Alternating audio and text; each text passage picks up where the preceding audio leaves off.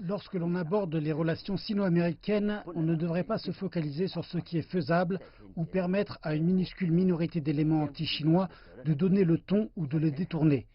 Nous devons endosser la responsabilité historique, adopter une attitude qui va de l'avant et assumer une perspective à long terme.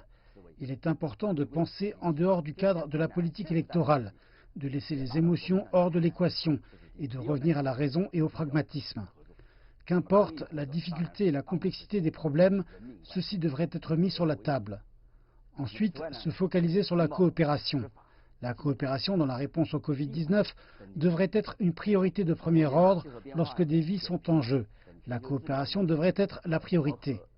Sur le commerce, la mise en œuvre de la loi, la lutte contre les narcotiques et les échanges au niveau infranational, sur les questions de gouvernance mondiale telles que le réchauffement climatique et l'alléviation de la pauvreté, sur la question nucléaire dans la péninsule coréenne, sur le Moyen-Orient et l'Afghanistan, ainsi que sur d'autres problèmes brûlants, les deux parties ont une large marge de manœuvre pour la coordination et la coopération.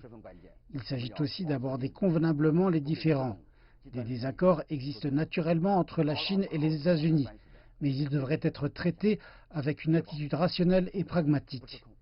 Il y a d'ores et déjà suffisamment de problèmes pour les deux parties et plutôt que de les additionner, ce qu'il faut faire est de les soustraire. Les quelques mois prochains seront cruciaux. Nous devons rester concentrés sans être égarés par des voies extrêmes, maintenir la bonne direction de la relation bilatérale et l'empêcher de dégénérer ou de dérailler.